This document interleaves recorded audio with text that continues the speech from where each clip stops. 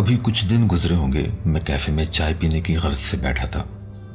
میں جس ٹیبل پہ بیٹھا گرم گرم چائے سے لطف اندوز ہو رہا تھا، وہیں ایک شخص سلام کر کے برابر میں بیٹھ گیا۔ میں اس وقت موبائل پر پیرانارمل اسٹف پہ ریسرچ پڑھ رہا تھا۔ مجھے یہ پڑھتا دیکھ کر وہ مسکرانے لگا، مجھے اپنی طرف متوجہ پایا تو کہنے لگا، کیا تم ان چیزوں پر یقین رکھتے ہو جن کو کبھی دیکھا نہ ہو، محسوس نہ کیا ہو؟ میں نے کہا، سچ یہ ہے کہ کئی بار کچھ ایسی چیزیں تو ہوئی ہیں جن کا کوئی ایکسپلینیشن نہیں ہے، اس لیے میں یہ تو یقین نہیں کرتا کہ جس طرح عجیب شکل و صورت کے خاکے دکھا کر ان کو جن چڑیل سے منسوب کیا جاتا ہے ان پر میں یقین رکھتا ہوں۔ ہاں، البتہ یہ یقین کرتا ہوں کہ کچھ تو انرجیز ہمارے اراؤنڈ ہیں، کچھ تو ارد گرد ہے جس کا فی الحال تک کوئی ایکسپلینیشن نہیں ہے۔ اس نے جواباً کہا، میرا نام احمد ہے، میں سیریا سے تعلق رکھتا ہوں۔ میں اس بات کی تائید کرتا ہوں کہ کچھ تو ہے جس کی اصل حقیقت تو شاید ہمیں نہیں پتا، اور میرے اپنے ساتھ بھی کبھی کچھ ایسا بہت عجیب و غریب نہیں ہوا ہے، لیکن میری والدہ نے اپنے ساتھ ہوئے ایسے واقعات سنائے ہیں جنہوں نے میرے ذہن میں کافی ڈر پیدا کر دیا ہے، اور میں کسی حد تک ان باتوں پر یقین رکھتا ہوں۔ اچھا، یہ تو بہت ہی عمدہ ہو گیا۔ یہ کہتے ہوئے میں نے موبائل بند کر دیا اور اپنی ساری توجہ اس کی طرف کر لی۔ ویٹر کو کافی اور کچھ لوازمات لانے کا اشارہ کیا تاکہ ہماری نشست کچھ لمبی ہو سکے۔ ڈیئر احمد، جیسے کہ تم دیکھ چکے ہو کہ مجھے پیرانارمل انسیڈنٹس میں بہت دلچسپی ہے۔ میں اکثر کہانیاں یا لوگوں کے سچے واقعات اپنے چینل پہ بھی شیئر کرتا ہوں۔ کیا تم مجھے اپنی والدہ کے سنائے ہوئے قصے سنانا پسند کرو گے؟ اور اگر تم اجازت دو تو میں ان کو اپنے چینل پہ بھی شیئر کروں گا۔ وہ میری طرف دیکھ کر مسکرانے لگا اور پھر شروع ہوا۔ میری والدہ بتاتی ہیں کہ یہ اس وقت کی بات ہے جب وہ اسکول میں ہوا کرتی تھی۔ جوائنٹ فیملی سسٹم تو نہیں تھا، لیکن جس گلی میں گھر تھا کافی رشتہ دار اسی گلی میں ساتھ رہا کرتے تھے۔ واقعات کا سلسلہ اس طرح شروع ہوا کہ میرے چچا کی بیٹی پہل تو خود سے باتیں کرنا شروع ہو گئی، جس کو اتنا سیریس نہیں لیا گیا تھا، لیکن کچھ دنوں میں اس نے سب سے بات کرنا بند کر دی اور ساری رات آنکھیں کھولے بستر پر لیٹی رہتی۔ کبھی دبی دبی ہنستی تو کبھی ایک طرف ٹکٹکی باندھے زور سے ہنستی رہتی اور اسی حال میں بے ہوش ہو جاتی۔ جب یہ واقعات ہر دوسرے دن ہونے لگے تو چاچا اور میرے والد اس کو عالم سے جھڑوانے لے گئے۔ 2 دن اس کو روز جھڑوایا اور ان 2 دنوں میں وہ کافی حد تک نارمل بیہیو کرنے لگی، ہمارے ساتھ کھیلنے لگی، سب کے ساتھ بیٹھ کر کھانا کھاتی، رات کو سونے کے ٹائم پہ سب کے ساتھ سو جاتی۔ تیسرے دن جب اس کو جھڑوانے کے لیے لے کر گئے اور ابھی رقیہ شروع ہی ہوا تھا کہ حلیمہ نے 1 سیکنڈ میں اپنا بال پکڑ کر اپنا سر زمین پہ دے مارا۔ کوئی بھی اس بات کے لیے تیار نہیں تھا، لیکن میرے بابا نے فوراً اس کو پکڑ لیا۔ وہ تقریباً 10-12 سال کی ہی بچی تھی، لیکن بابا کے بس سے باہر ہو رہی تھی۔ بابا کے ہاتھ پر اس نے اتنی زور سے دانت گاڑ دیے تھے کہ خون نکل آیا تھا۔ صوفی صاحب کے رقیے کی آواز تیز ہو گئی تھی۔ حلیمہ کو چاچا نے اور بابا نے مضبوطی سے پکڑ لیا تھا۔ اس کے سارے بال بکھر گئے تھے، منہ نیچے کیے بالکل پاگلوں کی طرح مستقل ہنس رہی تھی۔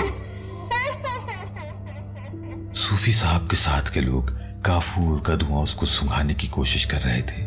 کافور اس کے قریب جاتا اور وہ اتنی زور سے پیچھے ہٹتی کہ اس کو سنبھالنا مشکل ہو جاتا۔ یہ سلسلہ آدھے گھنٹے تک چلتا رہا۔ کافی لوگ آس پاس جمع ہونا شروع ہو گئے۔ حلیمہ بے ہوش ہو گئی، لیکن صوفی صاحب رقیہ کرتے رہے۔ جب ان کا ورد مکمل ہوا، انہوں نے اس کے بازو پر چاقو سے ایک چھوٹا سا کٹ لگا کر اوپر ایک تعویذ باندھ دیا۔ خون کی لکیر تعویذ کے اوپر سے رس کر اس کے ہاتھ میں پھیلتی رہی۔ کافور اور کوئلے کے دھوئیں سے اس کے بال جگہ جگہ سے جل گئے تھے۔ ناک اور ہونٹوں کے پاس سے منہ بھی تپش سے لال ہو گیا تھا۔ اسی حالت میں اس کو گھر لے آیا گیا۔ اس کی حالت دیکھ کر اور سارا حال سن کر گھر میں خوف کا ماحول تھا۔ سب ایک ہی کمرے میں جمع تھے، نیند کسی کو نہیں آ رہی تھی، کسی کے آنسو نکل رہے تھے، تو کوئی دعائیں مانگ رہا تھا تو کوئی سورہ ناز کا ورد کر رہا تھا۔ حلیمہ سامنے بستر پر سو رہی تھی، اس کی ذرا سی آہٹ پر سب چونک جاتے۔ سوتے ہوئے وہ کبھی مسکراتی، کبھی دبی دبی ہنسی ہنستی، ایسا لگ رہا تھا وہ بند آنکھوں سے ہم سب کو دیکھ رہی تھی۔ یہ جو اس پر اثرات تھے وہ ہمارے حال پر ہنس رہے تھے۔ اسی طرح بیٹھے بیٹھے کسی وقت میری آنکھ لگ گئی۔ صبح میں کسی وقت میں ابھی نیند میں تھی کہ کوئی میرے بالوں میں ہاتھ پھیرنے لگا۔ میں نے پیار سے امی کا ہاتھ پکڑ کر آنکھیں کھولی تو امی نہیں تھی، کوئی بھی نہیں تھا۔ روم میں دادی ایک کونے میں زمین پر بیٹھی نماز ادا کر رہی تھی، باقی روم خالی تھا۔ فوراً میری نظر حلیمہ کے بیڈ پر گئی تو وہ ویسے ہی لیٹی تھی، لیکن اس کی آنکھیں کھلی تھیں اور میری طرف دیکھ کر مسکرا رہی تھی۔ میں بھاگتی ہوئی دادی کے سامنے سے روم سے باہر چلی گئی۔ حلیمہ کی وہ آنکھیں اور وہ مسکراہٹ میں کبھی نہیں بھول پاؤں گی۔ اس وقت جو خوف مجھے محسوس ہوا اس کو میں بیان بھی نہیں کر سکتی۔ شام تک حلیمہ کو 3 بار کافور کی دھونی دی جا چکی تھی۔ بہت ہمت کر کے اس کو پکڑ کر دھونی دی جاتی اور چہرے پہ دوائی لگائی جا رہی تھی۔ اس کے بال آگے سے کاٹ دیے گئے تھے جو کافور کے دھوئیں سے جل گئے تھے۔ ہمارا گھر گلی میں ہی تھا، لیکن ان 3 دن ہم چاچا کے گھر میں ہی رکے رہے۔ تینوں دن یہی حال تھا۔ کافور کی خوشبو گھر میں بس چکی تھی۔ حلیمہ اب کبھی ہنستی، کبھی درد سے چیختی۔ نہ جانے یہ چیخیں حلیمہ کی تھیں یا ان اثرات کی، نہ جانے کافور کا دھواں اور تعویذ کا زخم حلیمہ کو تکلیف دے رہا تھا یا ان اثرات کو۔ تیسرے روز رات میں حلیمہ کی طبیعت بہت بگڑ گئی۔ ان 3 دنوں میں زبردستی اس کو پکڑ کر کچھ کھلایا گیا تھا جس کو وہ اسی وقت الٹی کر کے واپس نکال دیتی تھی، اور الٹی میں کالے کالے ٹکڑے اور کیڑے نکلتے تھے۔ وہ الٹی کرتی جاتی اور زور زور سے ہنستی جاتی۔ اس کی آنکھوں سے آنسو نہ رکتے تھے۔ اس کی گردن ایک طرف کو اکڑ گئی تھی، وہ کسی کو پہچان نہیں رہی تھی۔ روشنی دیکھ کر چیخنے لگتی۔ میرے چچا ابھی بھی اس کا روحانی علاج جاری رکھنا چاہتے تھے، لیکن اس کی والدہ کا رو رو کر برا حال ہو گیا تھا، اور وہ میرے بابا کو دعائیاں دے رہی تھی کہ اس کو ہاسپٹل لے جاؤ۔ پھر بابا نے ہمت کی اور چچا سے لڑائی کر کے محلے سے ایک صاحب کو بلا لائے جن کے پاس ان کی اپنی گاڑی تھی۔ مجھے اب بھی یاد ہے، ہم دروازے سے ان لوگوں کو جاتا دیکھ رہے تھے۔ حلیمہ کو گود میں لے کر بابا پچھلی سیٹ پر بیٹھ گئے۔ گاڑی چلی گئی۔ ہم لوگ کتنی ہی دیر وہیں دروازے پہ کھڑے رہے۔ رات گزر گئی، کوئی خبر نہ آئی۔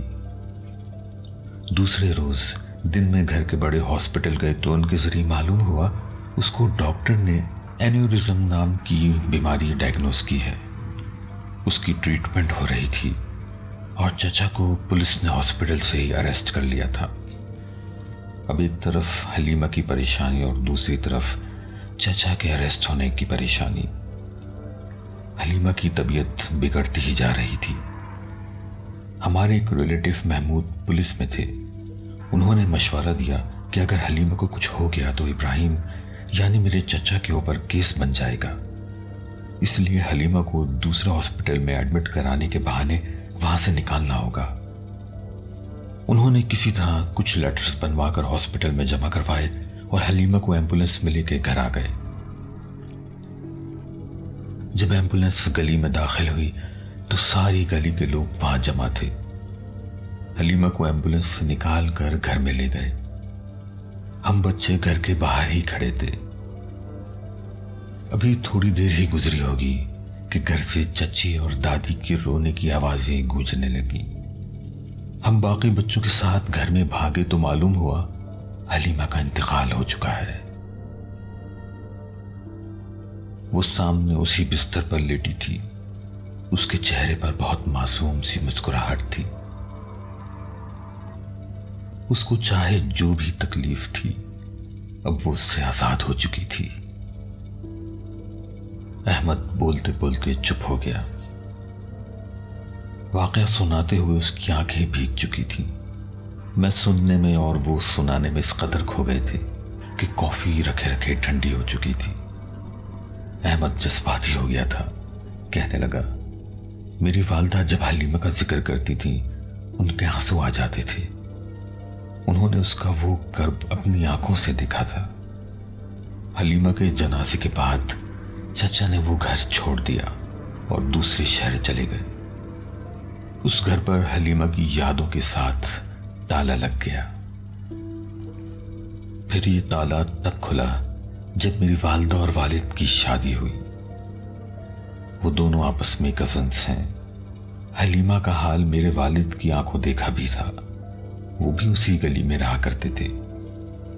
جب میرے پیرنٹس کی شادی ہوئی تو ان کو حلیمہ کا وہی گھر رہنے کے لیے دیا گیا۔ آئی ایم سوری میں نے آپ کا بہت وقت لے لیا۔ احمد اپنی گیلی آنکھوں کے ساتھ مسکراتا ہوا کھڑا ہو گیا۔ نہیں دوست، میں بہت خوش ہوں آپ نے مجھے اپنا سمجھ کر اتنی پرسنل باتیں شیئر کی ہیں۔ پھر مجھ سے رہا نہ گیا تو میں نے کہا، جب آپ کے پیرنٹس اس گھر میں شفٹ ہوئے تو تب کیا ان کے ساتھ سب ٹھیک رہا؟ نہیں، ان کی زندگی بھی اس گھر میں کسی اذیت سے کم نہیں گزری۔ لیکن مجھے معاف کیجیے گا، میں نے کسی سے ملنے کا وعدہ کیا ہوا، اس لیے اب میں چلتا ہوں۔ ڈیئر احمد، اگر آپ برا نہ مانیں تو کیا آپ مجھے اپنا نمبر دے سکتے ہیں؟ مجھے آپ سے مل کر بہت اچھا لگا، اگر وقت ملے تو رابطے میں رہیے گا۔ پھر کسی روز ملاقات کا وعدہ کر کے احمد اپنی گاڑی میں بیٹھ کے چلا گیا اور میری آنکھوں کے سامنے مسکراتی حلیمہ کا خاکہ ابھرنے لگا۔ اس ملاقات کے بعد میری احمد سے 2 اور بار ملاقات ہو چکی ہے، جس میں اس نے کچھ اور واقعات کا بھی ذکر کیا، جیسے کہ جب اس کے والدین اس گھر میں شفٹ ہوئے تو ان کے ساتھ کیا کیا واقعات پیش آئے۔ پھر کسی اور دن ان واقعات کا بھی آپ سے تذکرہ کروں گا۔ دوستوں، اگر آپ کی زندگی میں بھی ایسے انہونے واقعات ہوئے ہیں یا آپ نے کسی سے سنے ہیں تو ہمیں لکھ بھیجیے یا آڈیو کی صورت میں ای میل کیجیے۔ پھر کسی نئے واقعے کے ساتھ جلد ہی حاضر ہوں گا۔ یاد رکھیے، انسانیت سے بڑھ کر کچھ نہیں ہے۔